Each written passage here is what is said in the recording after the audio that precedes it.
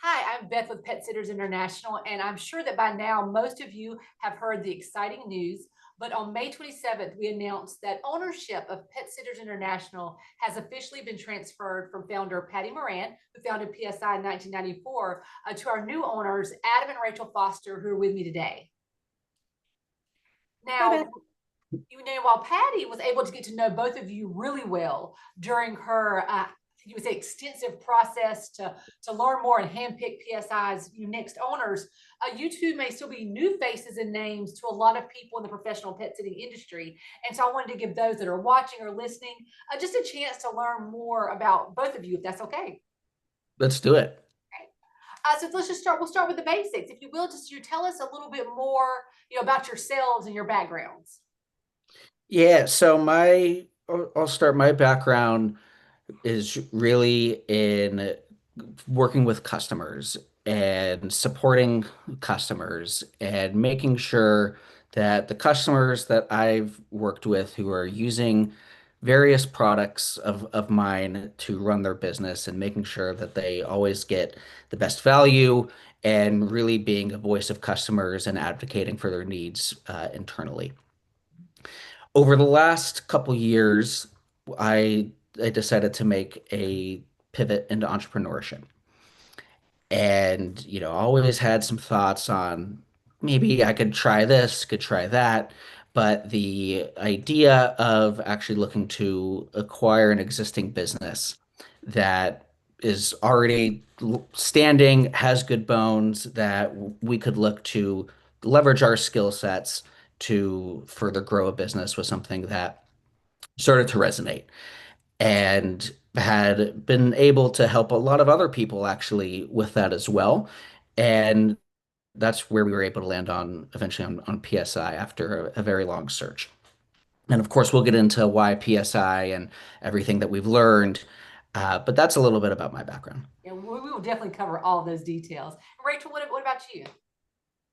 I have a background in tech and project management. So I've worked at pet tech companies and other tech companies doing project management, and before that, computer science.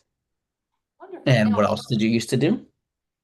I was also a pet sitter. There we go. That one's a little important. yeah, Sorry. I would say that's a key piece of information. Yeah, that's a key Now, one.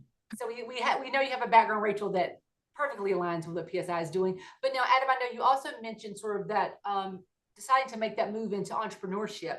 So what really drew you or both of you to entrepreneurship, and what was that motivation? Yeah, there were a few things that drove it for me and us just as a family. And we were both working in Silicon Valley in the San Francisco tech world. And I think what I'm sure a lot of members can relate to is just sometimes some of the struggles and annoyances that you sometimes have in corporate America. And I always just trying to think of new ideas and you're doing all these things and it doesn't always get reciprocated back and people will always just corporate stuff, right? And a lot of unkept promises. And I was working a lot with founders at my last company where I was at for nearly 5 years. I was working with a lot of founders and I was working with a lot of small businesses and seeing them with scaling. And I was like, you know what? I think this is something that I could do and wanted to try to take some matters in our own hands and knowing that there'd be a child on our future and which there is, really wanting to make sure that we're able to provide for our family and really being able to kind of control our destiny in a way that's not always possible when you work at a big tech corporation. And with a lot of exposure into small businesses in various different ways, and my parents were small business owners in their own right. And so that's something that's always drawn to me and wanted to specifically find something to do with not only owning small businesses, but helping other small business owners. I love that. I think that's definitely something that I hear from our members a lot, and I know you've heard already too, is that really that desire. They had a passion for pets. but they really decided to control their destiny, to have something that they were investing in that represented them, and to be their own boss. I mean, I think that's one of the draws to entrepreneurship. And so I know that's a joy and struggle that you share with our members. So I love that. It Um, absolutely does. And, there's pros and cons to everything, right? And there's no such thing as any type of perfect job.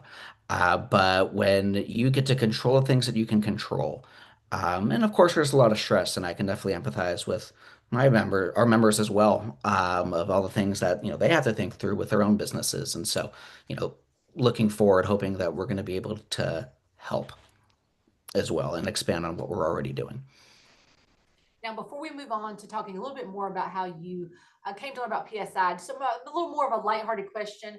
Are there any fun facts about yourself, or maybe hidden talent that you want watchers or viewers to know? What are you?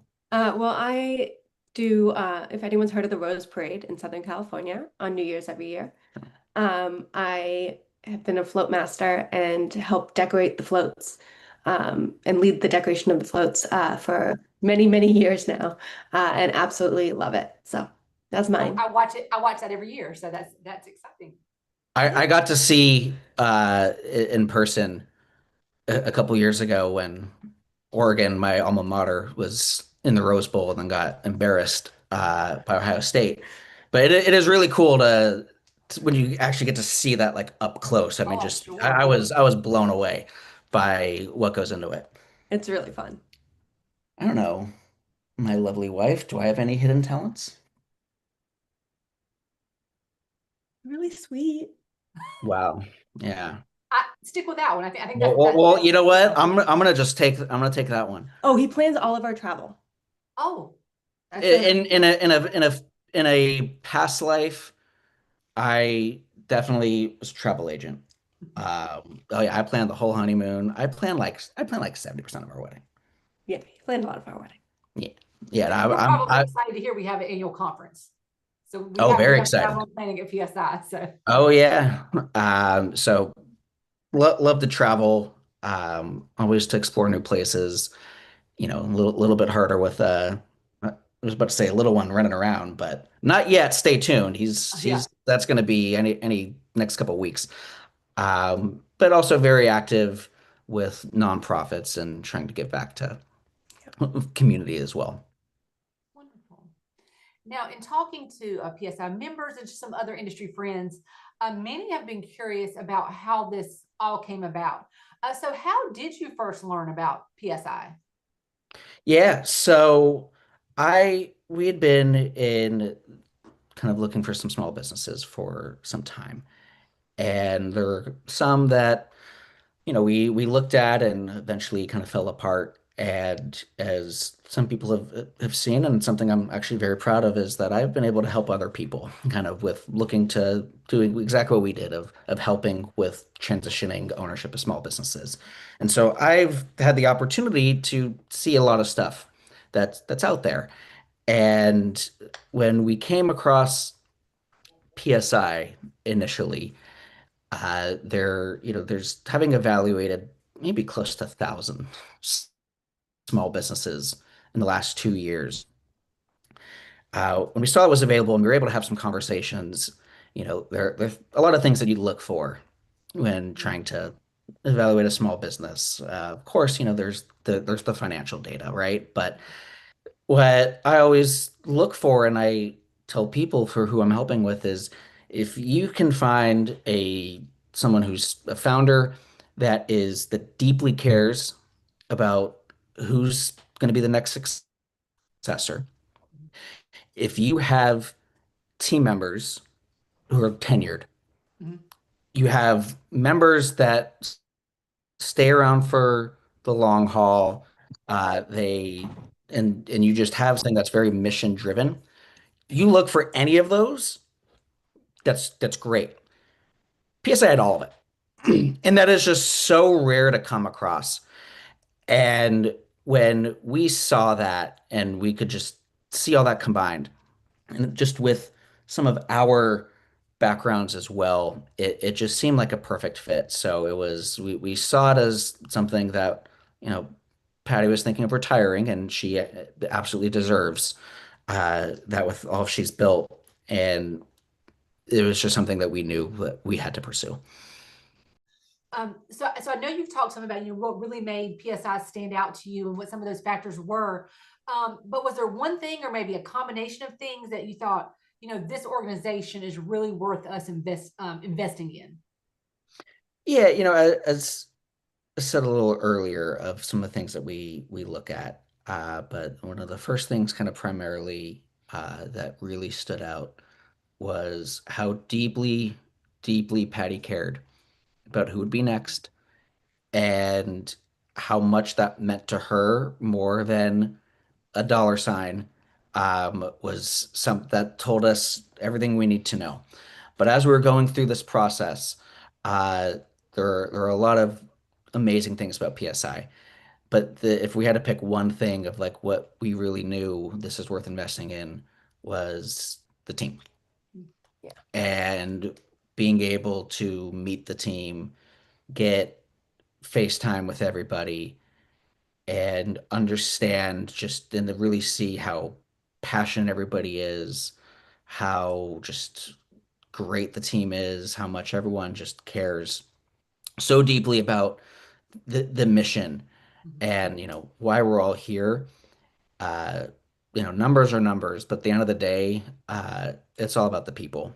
And what really sealed the deal for us was all of you and the team and being able to we knew that when we were able to meet everybody, it was like, oh wow, this is special. Yeah, We everyone wanted to hold our son and pass him around, and it was a family immediately, and it was, You got him to crawl for the first time. yeah, it That's was great right. too. That's right. Yeah, it was I, it was it was your I'm shoe. wearing my red shoes today. Maybe I didn't even think of it. I Hmm. wear red shoes every time I see. Well, he'll be walking next time. When I see him next. Mhm. That's probably right. Yeah. But no, but the team, we felt the same way. Once we were able to meet, we knew it was going to be a great collaboration. That this transition, we were very excited about it because we share that common goal of wanting to elevate our industry and support our members. And so that's been a great fit for us as well. Something that was really important to our existing team in looking at this transition was that both of you just really understood, I guess, how special PSI is, the impact our members have on their clients, their pets, and their communities, and just really the unique nature of our membership and the industry at large, really. So I know that over the last few weeks, you've been able to spend a lot of time talking to me and the rest of the team, but also to members and some others in the industry. So thinking about what you've maybe learned so far in these conversations about PSI, what has impressed you the most? What has really impressed me the most so far is just when looking at the industry at large, how helpful people are within this industry, and that everybody really wants to help each other for the betterment of pet sitting and for the betterment of the animals that folks are looking after. And you don't really see that in a lot of industries. Of course, there's good people everywhere, but there's can be a lot of cutthroatness. And I don't really see that here. I see people who recognize that they're not, yes, they're business owners and they obviously want to grow. But the way how people are approaching that and approaching others, where there's very much a strong sense of community and proud to be a part of this industry. That is something that has really, really resonated to us. Is something that has positively surprised us just to see. We heard about it, um, but to be able to really see it and experience it, and just to see how many people are, as us that are relative outsiders, wanting to help and wanting to help us, and it's something that we don't take for granted. And as we continue just to see how, how can we, people want to help us, like how can we best help you? Those are definitely the ways that we're looking at it. And it's been great to see kind of that warm reception when we've been having conversations with people. That's something that's always impressed me about this industry and then PSI's membership is that of course everyone they're growing their business. They want to grow their business. They are small business owners, but they really are united by this common goal of we want to make sure that pets get the best possible care, that our clients have peace of mind. And so I think just that unifying goal really shapes this industry in a unique way because we do. Everyone really is focused on that greater good while they grow their businesses. And I think that's why we see some that are helpful and willing to share ideas, share their struggles, share what they've learned, their tricks of the trade, and really support one another because at the end of the day, they want successful businesses, um, but they want the world really to be a better place for people and their pets. And so yeah, that's always something that I've always loved about this industry also. Just like, We come from a tech background, mhm, and if anyone's ever watched Silicon Valley on HBO, and it's very true, mhm, of where every tech company in the world just says, "Oh, we want to make the world a better place." mhm, In practice, they care about their bottom line yeah, more than anything, and everything else is secondary. So it's been amazing to be a part of this where it's like, oh no, people legitimately believe that to their core, um, versus just giving lip service of, oh, we care. It, it not like this. So it's just been amazing to experience it firsthand. so I would say that was something, I would definitely say that's something surprising that you found. I think that's probably been surprising. Um, but would you, I think thinking about what you've learned so far also, and I know you're already familiar, Rachel, you were a pet sitter in the past, and so you're familiar with the industry, but the more you've learned, um, why do you believe that professional pet sitting matters? Like, why is this industry, so important? It's so important because we need to treat these pets right and have the right training. Um, when I was a pet sitter, I didn't know, and I was just pet sitting for friends and other people around by word of mouth. But I didn't have the training. I didn't have the license. I didn't know. Yeah. I didn't know what I didn't know. Is really what it came down to. So with professional pet sitting, you actually are taking stewardship of these animals. You are making sure that they get not only the right care, but you have the just in case plans in place and know what to do if anything was to happen. So, yeah. And we're pet parents too. And when we became pet parents of okay, well, we've relocated, and we need to find someone to watch our animal. I mean, it's the thing that we think about too, of course, is who is actually qualified. We have a very sweet dog, a mischievous one at that. But we know she's a character, but also sometimes she has a little bit of allergy problems, and she gets into things, and we obviously that was something that we start thinking about is like we care about who's going to watch after. She's part of our family. So it's interesting of just seeing like how many people have entered the space that Mhm. don't have the necessary resources. Yeah. And that's what's so important about PSI. Yeah. That's something that is a big deal for us at PSI, as you have learned already, is that we talk a lot with the education that we do. Of course, we want to educate pet parents, and there's a better option. You don't have to rely on family, friends, or untrained, people who are offering the service. But then there's also a better option for pet sitters because, Rachel, as you said, you don't know what you don't know, and so we meet people who start out again. It's more of a hobby or sort of do something they do on the side, but then they realize like, wait, I want to do this the right way. I want to make sure I am trained, that I'm prepared for emergencies. Can really offer the best possible care. And so I love that an organization like ours shows them that there's a better option also. They don't have to do it alone. They can learn from others. So that's great.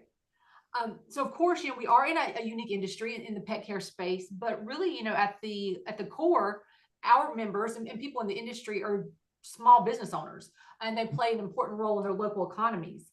So, based on the experience, because I know you've worked with a lot of businesses, um, why do you think that small businesses and small business owners are so important? I mean, to put it simply, it's the backbone of the American economy. Uh, I forget the exact stat of how many employees, including founders, work for small businesses. I think it's over half. Wow. Um, it is so critical to our nation's economy. It is the American dream, regardless of where you're born. But the ability to kind of take matters in your hands and create the future that you want, a lot of that is in small businesses. And when that's where I'm also very proud of some of the work I'm doing with helping people, and because there's a lot of small businesses that eventually will change hands and don't always have succession plans, and it's important to just make sure that small businesses and the legacies that are built are able to succeed, not just for the American economy, but also for jobs and continuation. And so the I think it's just so critical, especially as there's a rise in AI, there's a rise in automation, there's everything is just about efficiencies, and there's a lot of big corporations that are just all about margins, bottom line, how can we do this as leanly as possible, that it's the small businesses that are going to be even more important now than ever, Yeah. as we just see some of the direction that things are going with larger enterprises.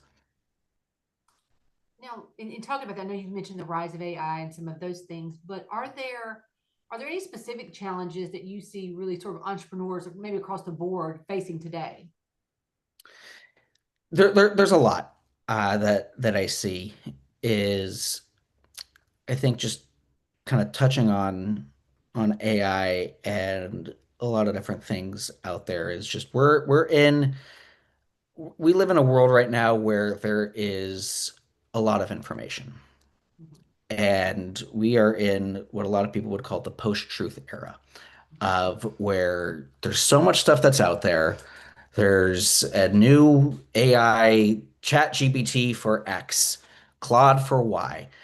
And there's just so much stuff that's out there. And it's really hard for a lot of entrepreneurs and small business owners, especially, to really try to cut through of like, well, how do I actually know what's right? How am I actually able to, leverage some of the stuff that's out there that can be truly helpful to my business? Bless you. But at the same time, doing it correctly, implementing it correctly, and I think just making sure that we don't lose a lot of what is so important in small businesses, Mhm. which is just interpersonal relationships. Yeah. And how do we leverage this stuff without having it legitimately be an asset versus a detractor? I think that's something that a lot of people uh, are struggling with on how to navigate it. There's a lot of people who want to swear it off, and I understand. There's a lot of people who want to adopt it, but there's striking that right balance is something that I think a lot of people are facing, kind of the challenges, and just making sure that they can grow sustainably and reasonably is something that's very difficult. That sort of leads me. I think those are all such good points. That sort of leads me into the next question that I had in my mind is, with those challenges in mind, how do you see organizations like ours helping those in the industry? It's a good question, and I think there'll be a more formed answer just as we're able to learn more and better ingrain ourselves on like the specifics and the mechanics of how. But it's I think right now, you even outside of just pet sitting in this specific industry, people are craving human interaction and like genuine human interaction more than ever. And it's almost like a reversal Mhm. of what we saw with the dot-com boom and with social media. And everything right now is an AI chatbot, or call and you're actually literally talking to a support line. People want human interaction.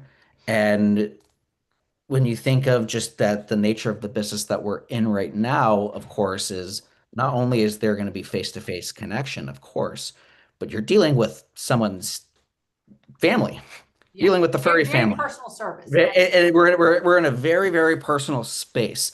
And that is something that if we just go full automation with everything, then that is going to negatively impact. That said, there are certainly ways in which with the improvements of technology that can be legitimate in helping with being able to responsibly care for more animals, to be able to hire more staff, and to be able to grow.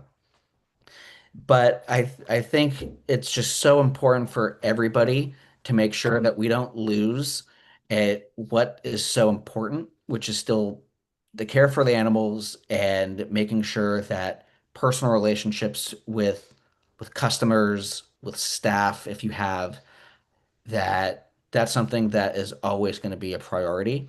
And then figuring out like for each specific business and each specific entrepreneur, everyone has their strengths, everybody has their weaknesses. We're human.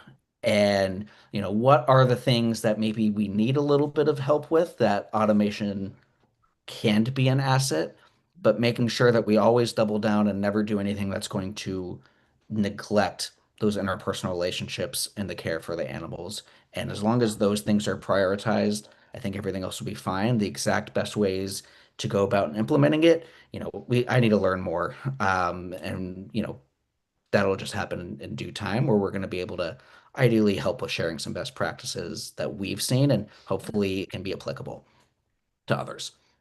And I think it goes back to what we talked about, just a few moments ago, is that at the heart of this industry is really making the world that better place for pets and people, making sure they get quality care. So if that goal remains center, all the other things we'll be able to navigate that in terms of how can we be more efficient, but making sure we never lose sight of that primary goal.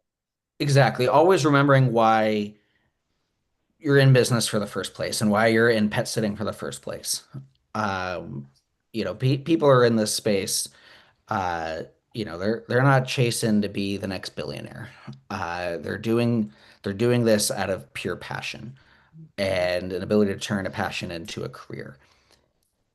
The best entrepreneurs are the ones who have a purpose Mhm. and they chase that purpose and as long as that doesn't ever go away, as you said, everything else will fall into place. But I think we can look to be a thought leader as an organization Mhm. on helping our members and just the pet sitting community as a whole kind of navigate certain challenges. Absolutely, absolutely. So thinking about navigating those challenges, I think something that's always on my mind, and I know the conversations I've had with both of you, it's on your mind as well, is really the future of professional pet care, the future of Pet Sitters International. And when I sit back, it's always so exciting to think about how far the industry and our association has come, because when you think about it, PSI was founded in 1994. So we're really still in our infancy in the grand scheme of things. But so much has been accomplished, but there are just really so many possibilities for our individual member businesses, but also for our organization. So what are some opportunities that either of you sort of see for the industry? Are there any things that maybe you've thought about just based on the conversations and what you've been learning so far? Yeah, there's still a lot of conversations to be had. But in some of the conversations that we've had to date, I think there's a a lot of people, and this is not to generalize. These are just some trends that I've heard, so they may not apply to everybody. And that's okay. But I think that a lot of people are thinking about how do I scale?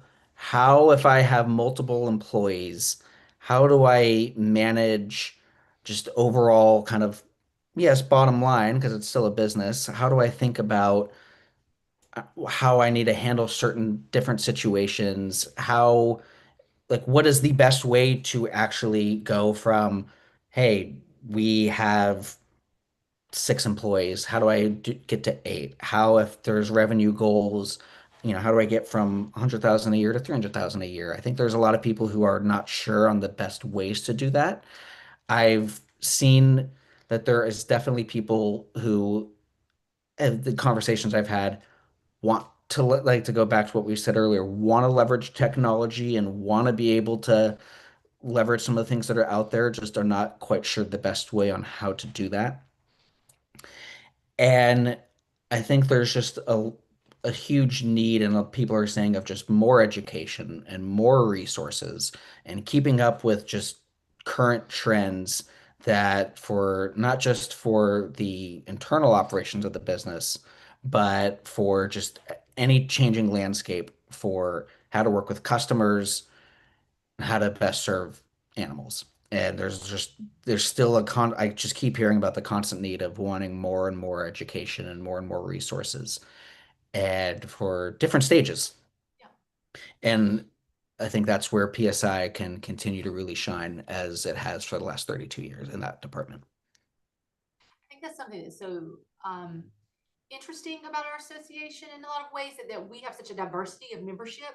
And so Mhm. we have members who are just starting to people who've run their business for more than 20 years. Then you have some of the you've mentioned that are trying to maybe go from 6 employees to 8 employees. And then others who say, I'm solo, plan to remain solo, And that's um, great. which is wonderful. But whatever stage they're in, it's still that same need. If they don't want to operate in a vacuum, because they want more Yes. education. They want to be able to learn for whatever this business decision is I'm making, or whatever I'm trying to navigate. What support is available to me, through PSI and the industry, so they can learn from one another. Because we don't. Every business is unique, but they don't have to reinvent the wheel every time there's a situation. We're able to point them in the right direction to resources that are available, and then make even more available. So I think Absolutely. that's, yeah. Another thing, and I know you're still talking to a lot of members, so, and this may have come up some in some of the conversations, but something that our industry, talks a lot about, would be, they want to make sure that as a professional pet care provider, they do stand out from the less professional options, the people that aren't trained. And so a lot of that, as we share with them, we really talk a lot about the standards and education, and that is a differentiator. So why would you say that standards and education do matter more than ever before? And how does that play into really the marketing advantage for professional pet sitters and dog walkers? 100% more than ever before. Um, and that's what makes PSI so great, is that our members are not, as a lot of people like to call, hobbyists, and I know that's the lingo. That there's these are people who are our members, are ones who take a lot of pride in the professionalism and the standards, and the that really separates themselves from others out there that are someone who's just started doing this on the weekends. And it matters more than ever before. And what a thing I definitely heard in conversations, and it's, things that we really need to think through and admittedly don't have the answers for today, is, what can our members do to better have those conversations and maybe to overcome some objections of why it matters. And that's I think there's a lot that PSI can do to help in that regard. And how do we best do it? That's something that we need to kind of think about as a community. Because it's not only will it just help our members, but for the animals at large. And making sure that their welfare is top of mind, because I think a lot of people don't always think of these things. And so how can we be able to best leverage what we know to be true, is that we are the cream of the crop. We are the best. Yeah. And you're going to get care from your animals are going to be cared for that you're not going to find on a gig app. And so, as kind of to tie it from something we said earlier, just in kind of in a world where there's information overload out there, and trying to cut through the noise of, what's real and what's true and like who's going to win. It's the ones who hold and have those standards, that professionalism, the ones that are, you know, in it for the right purpose, and they have that purpose. I think those are going to be the ones that we are going to win, and it's going to be on all of us to be able to educate the public.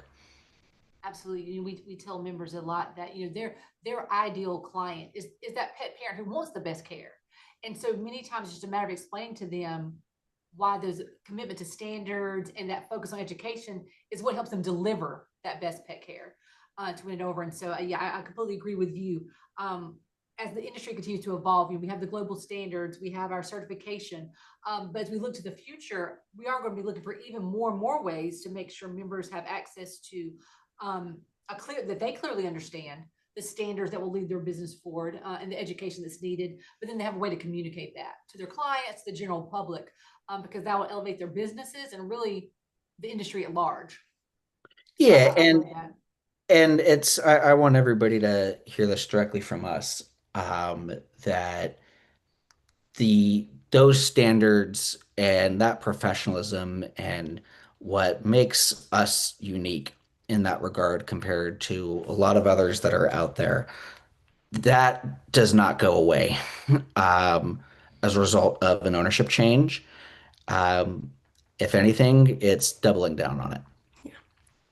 And I can attest to that. We've had those conversations very early once we were able to meet you all, that you share that same dedication and commitment to that the rest of the PSI team does. And so that was also really important to us. And I was looking at my notes. Another thing I know that I definitely want to ask you because of your backgrounds would be about technology, but I think we talked a lot about that a little bit earlier, talking about challenges. But is there anything else you would want to add?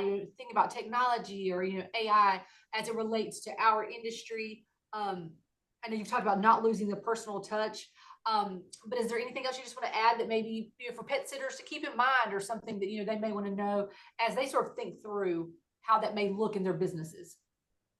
Yeah, I think it's because what one business may need is going to be different than another.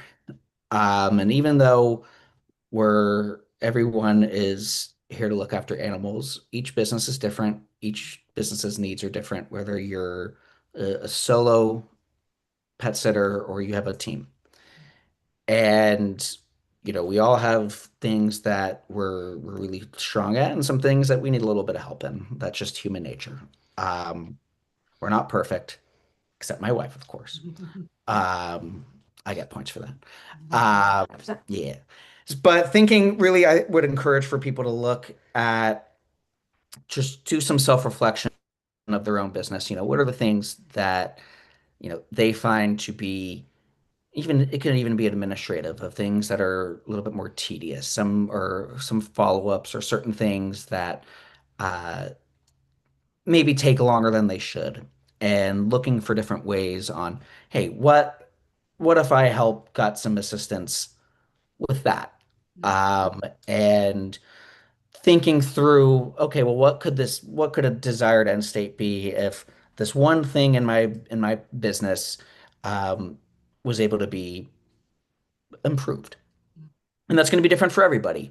And so it's not our job, and nor will we ever say, like, you know, use this, use that, because again, each situation is going to be different.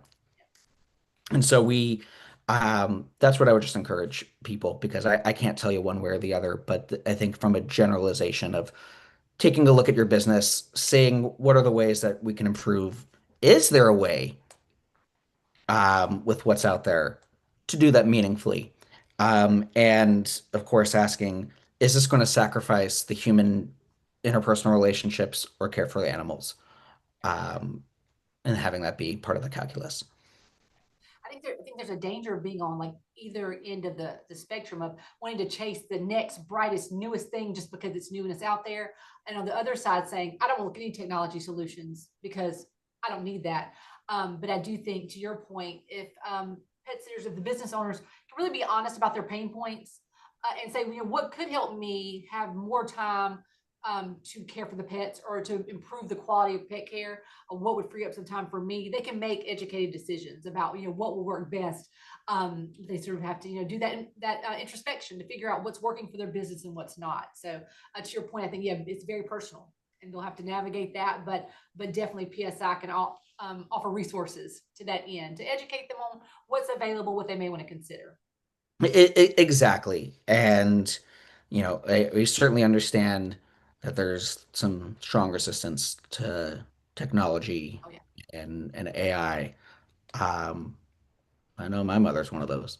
Mhm. And we get it, right? And so we're not gonna, I don't think it's PSI's role to tell you what to do. But what we can do is just to help with navigating what's out there and then having our members make the best informed decision of what's going to help their business. Absolutely. I think an educated small business owner is a more successful business owner. And you play a Absolutely. really important role in that. Well, I think we've covered a lot today, and we have really touched on many of the, I guess, integral topics of importance in our industry. So I want to wrap up with something a little bit lighter, if that's okay. Just a few rapid fire questions, just as we close out to learn a little bit more. But first question, be careful with this answer. Dogs or cats? Dogs. Dogs. I love cats, but I am highly allergic.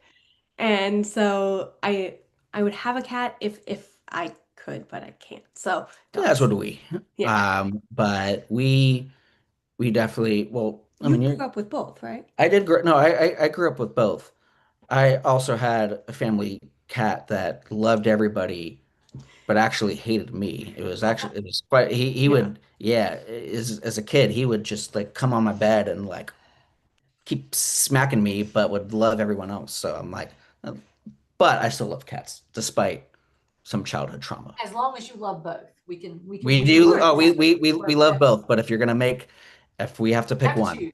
Understood. you got to pick one. Dogs. Yeah, we'll So take I the remind dog. members too, we love all pets, but we have those that specialize their business in certain pet types, and that is Yeah. okay. Do you have a favorite leadership lesson that you want to share? Mine would be listen first. Would be because you don't know what you don't know. You have to listen. You can't come in and change things. As a project manager, I've tried that when I was new Yeah. and it doesn't work. You got to come in and listen first and be open and then go from there. So that's mine. I would agree with that. Listening first. Um, I think also just being able to understand what drives each person, Mhm. because and what motivates each person is something that I think is one of my favorite leadership lessons, and that goes into listening, but taking that another layer of what motivates each person because it's not going to be the same for everybody. And knowing what's important to everybody and just understanding how to communicate. Those are, I'd say, the two.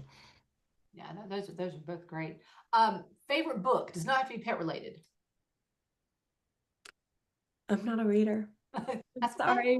No, that's I okay. don't really have a favorite book. Right now it's Dr. Seuss books. Yeah, Yeah, those are good. right now our books are children's books. So right now my favorite book, yeah, is what's the Dr. Seuss one? So wasn't my closet? What is it? Well, there's So the one of was the in the words closet. Yeah, I have the whole thing in the there of memorized. the chair, but I don't Yeah, remember it's the name of not it. Good Night Moon, that one Oh, that can't goes go wrong with hard. that. Now, Yep. Okay. do you read The Giving Tree? We Have you haven't read done the? that one yet, but that one's so sad. It is It so is. sad. It is still my favorite. Or The Hungry Hungry Caterpillar, sort We of got animal we related. got That's a fun one. So we got that one. okay, The little like puppet books yeah, were Those are his favorite. those are his yeah. favorites. One of my favorite growing up was a book called Bunny Cakes. It's not a popular one, but Okay. that's one of my I favorites don't growing up. know. I have it for you. Don't worry, I'll show you. He's like, I'll read that later. Yeah. Yeah, no, It was a little older. that's the only books in this household are Makes complete how do sense. we get our son to go to sleep? Yeah, Yeah. makes complete sense. So a little more general question: what inspires you? You wanna go for it? No. Okay. Um, I think what inspired there it's hard to pick one thing of like what inspires me. But if I had to pick one thing, it's helping others Mhm. meaningfully. Mhm. Yeah, that's a good one. I would echo that one. I've always been one to want to help everyone, and always still am. Helping a lot of people find baby stuff lately. That's been my current thing. I don't know if the people are on the Facebook Find Nothing groups, Oh, but yeah. you make an absolute killing on there. You're I making connections. Yeah. make all the connections so I can get baby stuff, because also, okay, this is my small tangent, but baby stuff is one-time use, and I don't think that's right. Not good for the landfill and all that. So being able to give it another life multiple times, with a bunch of my friends that are currently pregnant. So just having a lot of fun with that. But then, yeah, the other is just family. Yeah. Yeah. Yeah. Yeah, that's a good one. So last question. One word that describes that you would use to describe the future of PSI. I have an idea. Do you? You say it. Growth. That's a good one. Bright. I like it. A bright future filled with growth. I Yeah. think those are perfect. That's a perfect place to end this on. And I know I speak for the PSI team and our membership when I say that we are so proud of what PSI has created so far, but we're also really excited about what's in store for the future.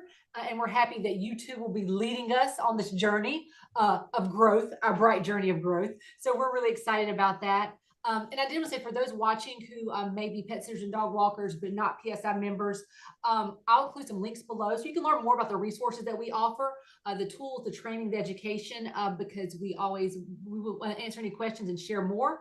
And we'd love to tell you more about our membership. And then for our PSI members, as always, our team, all of us, just a phone call or email away for any questions they may have. So Adam and Rachel, thank you again. And I know that we'll be hearing from you more and more in the coming months. Cool. Thank you. Absolutely. Thanks, Beth.